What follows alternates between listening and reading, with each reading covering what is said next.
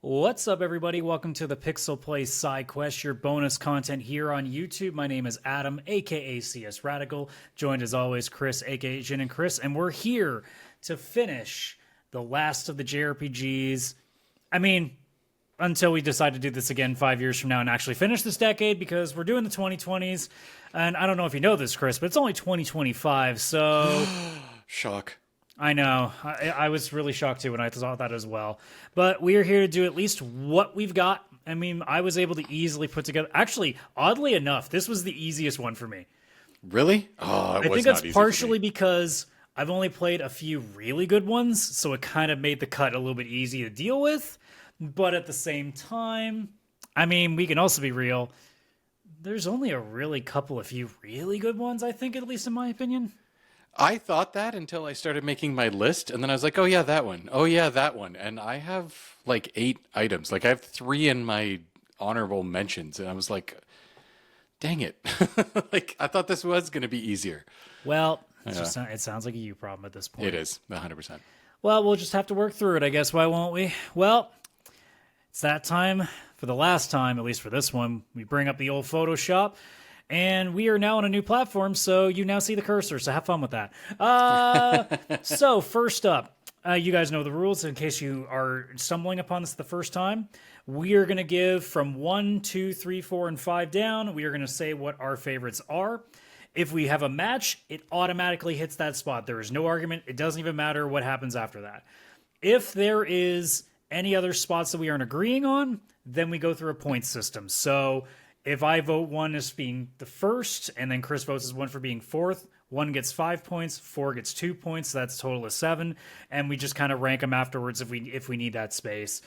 I feel like this list might not be nearly as rough, considering we might actually see a little bit of overlap again now that we're in a decade where there hasn't been 10 years worth of games, and also JRPGs have been kind of not nearly as oversaturated in this one, so we might actually agree on a few things here.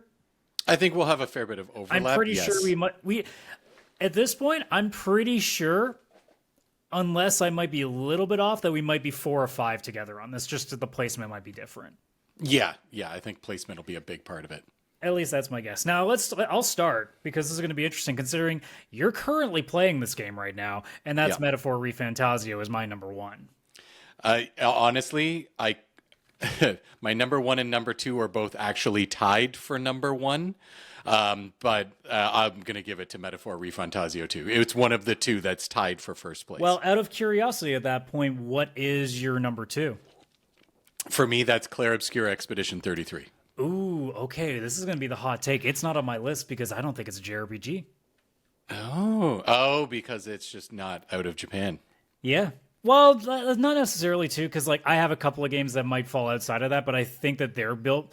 And this is, again, going to come down to a definitional difference. Mm-hmm. Like, I look at Clair Obscura and I go, not quite the same. Whereas with some other games that we'll bring up later, probably, because like I said, I imagine there's going to be some overlap with this. Oh, yeah. I had a different opinion on certain ones. Interesting. Because, like, there are a couple of games that I think are built to basically be, like, homages to certain games, whereas I think Clair Obscura is kind of its own thing, so I kind of view it a little bit differently. Mm-hmm. I can see that. Now, it could still make the list just on points because it's getting 5 points. I think the odds of it not at this juncture is pretty difficult. Or no, I guess if it's your number 2, 4 points is still going to be pretty solid. Yeah, it could be. But yeah, Metaphor. I know I'm late to the game. I'm just playing it now. In September of 2025, started in August. Came to Game Pass. That's the only reason I'm just now finally getting to it, because $93 games are insane in Canada here.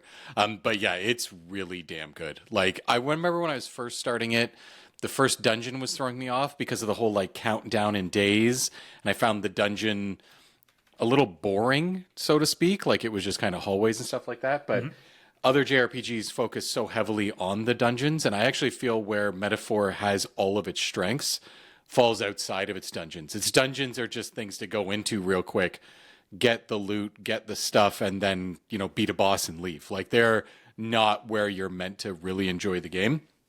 And it's everywhere else that I'm loving it. The city, the characters, the music, the archetype system, which is like a job system in a way for JRPGs and all that. I find all of that to be all like almost utter perfection, honestly, when it comes to JRPGs. Like they've done it all so well. The archetype system is so addictive in my opinion, because I'm going into it and I'm like, I need this character to learn this and this. I need to unlock this archetype. I need to unlock this. Where normally with the job systems and stuff in other JRPGs, I don't care nowhere near as much. It's more like, what is the one that will help me win the game? Not, I want to experiment with all of them and these different skill combinations and stuff, right? So I think that this game is truly, truly incredible. Like one of the best JRPGs, not just of the 2020s, but possibly in general. Like it is so dang good. It's crazy. And it's interesting too. Like every time I think about it, because Persona 4 is my favorite Persona game, and Atlas, of course, is the same maker of them. And when I put the two together, I legitimately don't know which I like better, because I like both of them insanely highly for like different reasons. Mm-hmm. Metaphor to me is the most beautiful JRPG I've ever played. And I can put that up against Clair Obscur. And the reason I put the two of them in different spots, well, I mean, if Clair Obscur was a JRPG, obviously in mine it's not, but like, let's just assume that, you know, they're one and the same at this point. Clair Obscur is more of, it's more just like really high quality graphics, like in the way of like a Final Fantasy is.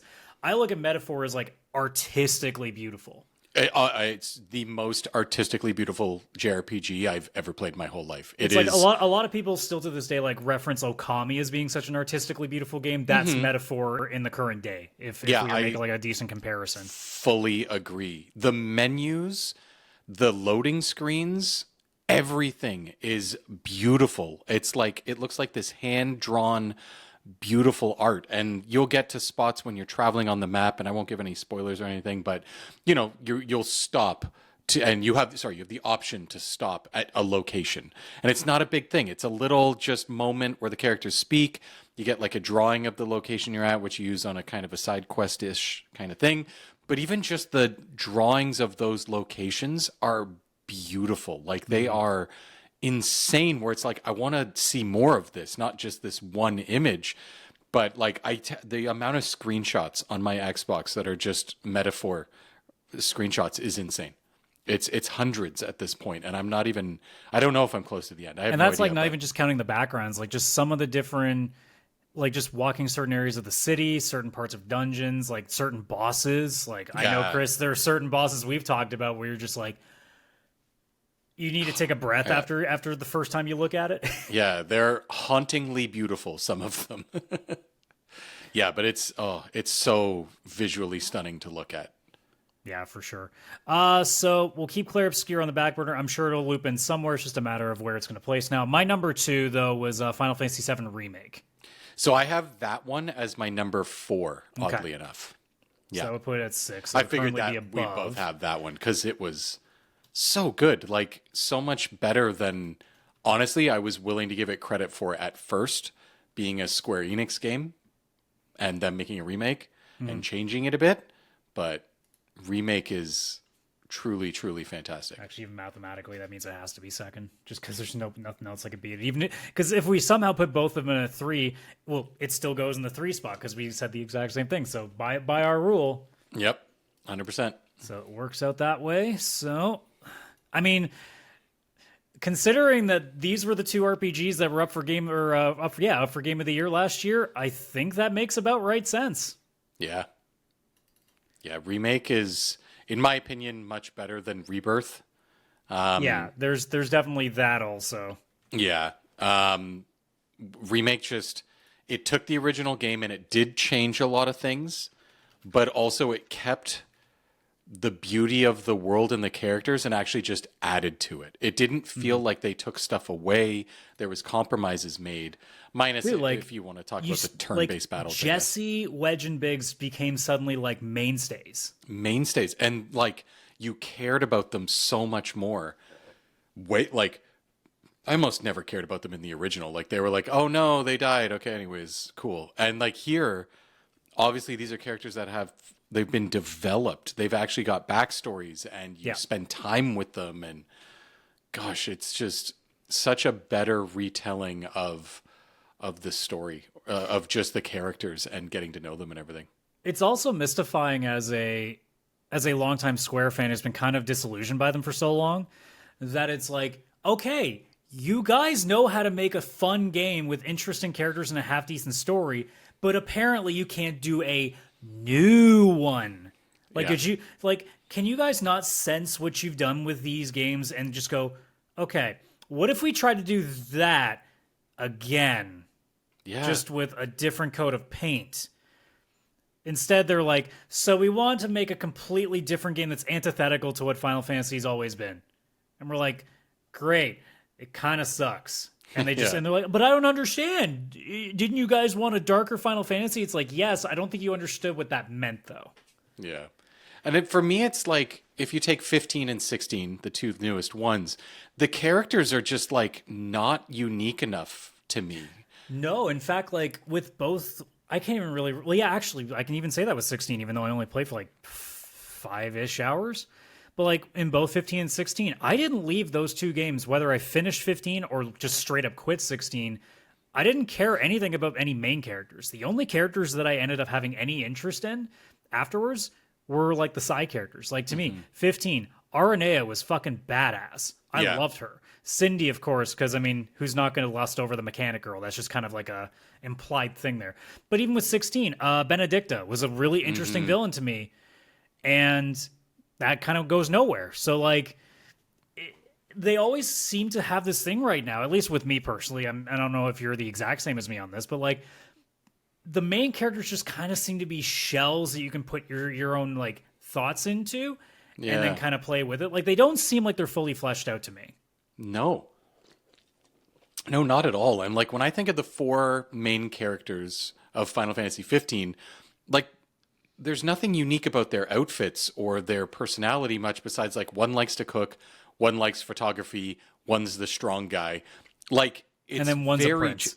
yeah, like it's they took the most generic things from a Final Fantasy and then made it into four guys that kind of all dress the same and drive around in a very similar world all day.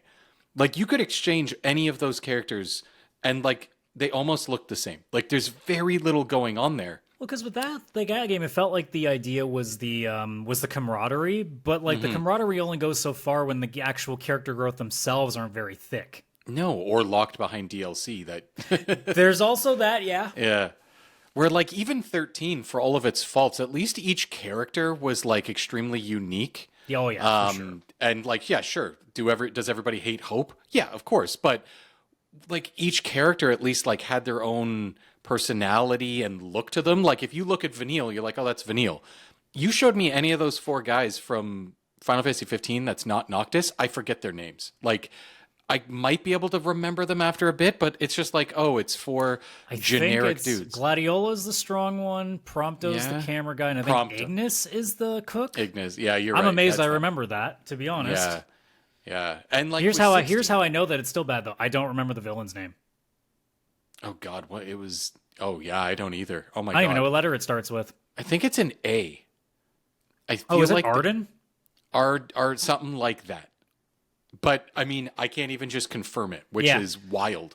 But like, Yeah. I need a trigger to even have an idea of what one was. Yeah, and 16, yeah, they went for the darker tone, but they just kind of made a lot of the characters all kind of just look like this Dark Souls-y Final Fantasy looking characters. So again, they all kind of blend together in a Yeah. way. And as we look Yeah. at like the two games that we've listed so far, Metaphor and Final Fantasy, like they're like, you know what Cloud is, you know what he's about. You know what Tifa is, you know what she's about. In Metaphor, you know what Hulkenberg's all about because she's all about eating whatever the fuck she can find. God, I love that. Like stuff like that. Like Yeah. there's quirks to them. It isn't just beyond like the one thing they do. Yeah, and they're designed to look different, like very different, so that when they're standing next to each other, they don't even remotely resemble each other. They stand out. If you see them as an NPC standing in a town, you see them instantly. In 15 and 16, I could walk past one of the main characters and probably just, they'd blend in with the rest of the crowd. Yeah, just nowhere near as good. But alas, we spent enough time bitching about 16, so Yeah, I feel like that was more bitching about current Final Fantasies than loving Remake. But Remake is great. Play it. well, let's try to place the rest of them. Let's see where we get at here. So, what's your number 3? My number 3, and again, we might diverge here. It goes to an indie game, Sea of Stars. I had to throw that on the list because, It is my number 5, but yeah. yeah, it had to be thrown in there. It's just so good. It's an homage, sure, but it very much stands on its own. I played through it. I played some New Game Plus to get every achievement and everything, because even doing that, everything had meaning. It's one of those JRPGs that has like, you beat the game, but then if you keep it going and doing more or do some different stuff, you'll unlock like the true ending kind of idea and everything. And it's all so worth it. Like, it's just so good. And I mean, Chrono Trigger references had me like 2 minutes into the game, or maybe like an hour. So So my number 3 is kind of going to decide the placement at this point, and then we'll probably be going through honorable mentions, because I can't imagine my 4 you're going to even have listed here. Okay. But my number 3 was Chained Echoes. Oh, I had that in my honorable mentions. It just got kicked off of the list. It just did. And it's probably for a game you wouldn't expect me to have thrown on the list, interestingly enough. Okay, well, by math, we have our listings, so we'll get to that. But in the meantime, we'll talk about, obviously, a few different things here. So Sea of Stars, I'll comment on that. Sea of Stars is one of those games where, like, it reminds me that not every JRPG that I have to play has to be, you know, a multi-million-dollar project and cost $60 or more. And obviously Chained Echoes is like that as well. So, you know what, I'm even going to loop them both together, because they're kind of both there for the same reasons. Because they're both homages to something, right? Like, Sea of Stars very much has that Chrono Trigger sort of deal. Chained Echoes very much feels like, it's the best way I can kind of look at Chained Echoes at this point. It's kind of like, it's kind of a mixture of like a lot of things. Like, it's got a bit of, you know, the old school turn-based RPG, but it's got a bit of like mech stuff in there. Like, I think as a combat system, it's unique in itself, because it has this interesting sort of not stamina, but like, I can't remember what it's been so long since I played it now. But It was something gauge. It was like a gauge, right? yeah, there was like a gauge where you had to make sure you were kind of sticking into a certain area, otherwise you would risk, you know, the damage increasing against you. So there was always stuff like that. But I think in terms of like what it was, like, it's just a mixture of like a lot of different old games. I don't even know if I could really point to one in specific. I mean, Xenogears for me, for sure. Chained Echoes with the mechs and everything. Yeah. But like, Sea of Stars definitely has a much more obvious one, considering considering there are two specific things that kind of make it obvious that it's like taking off of Chrono Trigger and then also taking off of Final Fantasy VI a little bit. So Yeah, and with like Super Mario RPG battle yeah, mechanics. they don't hide that they were fans of Super Nintendo RPGs. Let's put it that way. 100%. It is just a Super Nintendo RPG released in the 2020s. Yeah. So just based on points, because, and I think we did this sort of tie break before, but like, since we actually had 2 votes for one, Sea of Stars will get number 3, Clear Obscure will get 4, and then Chain Echoes will get 5th. So still it's a pretty solid list. Oh, that's a really good list. I was kind of right. Like, 4 of the 5 that I thought would be there are actually on there. So, and I mean, again, like, this is also like just taking, you know, what we've played. I'm sure there's some stuff that we've missed too, or like, I know, like, I'm not a big Tales guy, so I'm sure there's probably some stuff in there that I haven't got to, but like, there's so much out there now, and especially now, and obviously us putting both Chained Echoes and Sea of Stars on there, there's definitely become more of an emphasis that it doesn't have to be, like we just said, you know, it doesn't have to come from a major publisher anymore. Yeah. Oh, 100%. Yeah. Like, Atlas, obviously, really, really great. I'm now learning, obviously, very recently, how great their JRPGs really, really are. But Square really only had 2 games for me where, like, one made an honorable mention, which was Octopath Traveler 2. It's not good enough that it made the top 5 list, in my opinion, at all, when compared to all of this. But it's like the only other Square JRPG I even thought of in this entire generation so far. And I get, like, they did a great job with Remake, but they didn't have to create all the characters and start fresh. And as we've seen, Square struggles with that, where you've got an Atlas JRPG here, 2 indies, and I guess Clair Obscure is like It's kind of double A, I guess. Double A, isn't it? yeah. So we've got like a double A, 2 indies, and then of course 1 Atlas and 1 Square Enix, where usually it would be like, you know, you'd have your Atlas JRPG there in like the 2010s and the 2000s, but mostly Square would have dominated this. Like, I think our 90s one, like, you got Final Fantasy VI, I think we talked about. We couldn't Chrono stop putting Trigger. them on. We couldn't stop. Like, they were so good at the time. And now here we are, and it's actually people doing more homages to those games actually being able to keep up. Which is kind of also a sign that, again, like we said earlier, that, you know, the main AAA publishers just don't seem to get it anymore. Like they're just out of practice. Yeah, 100%. Yeah. Well, we've already gone. I was going to say my honorable mention at this point now because it's not going to make it, but my number 4 would have been Like a Dragon Infinite Wealth. I would have put the initial. Actually, I can't remember if I put the initial one on last week's. I'm already forgetting. But that one was like, it was close enough that I'm like, okay, I like this one a lot. I'm pretty sure this is one that's going to make it because I know you haven't played them yet. Mm-hmm. But it's definitely another one of those things. Is like it's taking the traditional JRPG and just turning it on its head by having this almost like real time ish sort of like where everything around you matters. Like if you're near a bicycle, you'll hit them with the bicycle along your way. And, you know, there's a lot of movement around to it. And then obviously the wackiness the Yakuza always brings just kind of adds on to it, right? So there's so much more to it.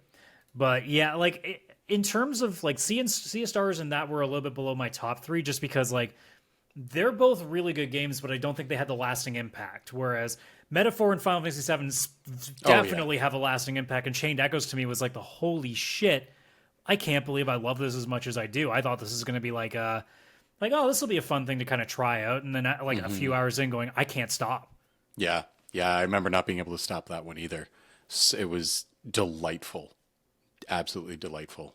But what was left that we didn't get to here?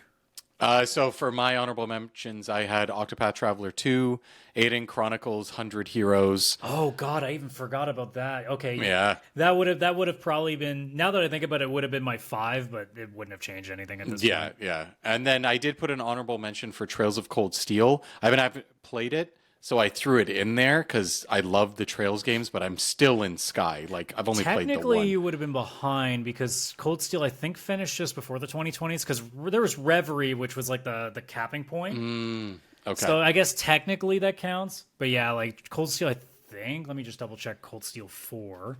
I'm pretty sure that was released in like either 18 or 19. Yeah, it was 18. And then Trails into Reverie. Was that 2020? Okay. Yeah, it was 2020. So yeah. Oh, that's the date I looked at then. Yeah, because I was looking at the Trails dates. Yeah, so technically you're there, but you're also... Yeah, I wouldn't have put Reverie just because I feel like Trails of Cold Steel and Trails in the Sky are the ones that would speak the most to me, like because of the big arcs and stuff like that. Oh yeah. So then never mind. I wouldn't even have had that one. It's all good. So yeah. So then Chained Echoes, which was like right at the top there. So. Do you think? I mean, I am pretty sure we could Here's the challenging thing, right? This list looks pretty goddamn good, right? Really good. I think at this point, I could probably justify one game getting on the list in the next 5 years. I don't know. I don't think Metaphor and Final Fantasy VII Remake can be taken off this list, even in another 5 years worth of games. I don't think it's possible. No, I don't think so. Sea of Stars and Expedition, I think there's a shot, but it's way less. I think there's room for at least one JRPG to pop in. Now, Chris, a new Chrono game is not going to be one of them, and neither is a Xenogears remake. So let's just take those out of the way. I'm also worried if they actually would because it's Square, and I feel like the people I would have wanted to re-release that aren't there anymore, and they're just gonna release something I don't want. Like 7 Remake was really good, but would they be able to do the same for a new Chrono Trigger? Yeah. Would they be able to do the same for Xenogears? I don't know. So the interesting question I want to ask, because it's the only opportunity that we'd be able to have for something like this, is there one game that you think is plausible that could, in the next couple of years, take a spot on this list? Because my initial thought is, if the 9 Remake does ever happen, that's the one that I would think of initially. Yeah, I've got 2 options. One of them, AAA side of things, it would only be a Final Fantasy IX remake, because if they can do that with 7, 9, I figure they could do even better as long as they learn from Rebirth and don't do that. I figure they could do 9 really well. I actually like 9 story and characters a lot more than 7. So them being remade, I probably would put that as something that could knock some of these games off. The other one, I don't have a specific answer. It would be more just like another indie JRPG showing up out of nowhere. Yeah. So one I have no idea about, and it just shows up like Sea of Stars, like Chained Echoes, like Aiden Chronicle 100 Heroes, like just comes out of nowhere and kind of just wows me. Like, wow, this is a fan of this series making a game. The only one that I think could kind of make things interesting otherwise would, assuming Atlas has room to put out another game.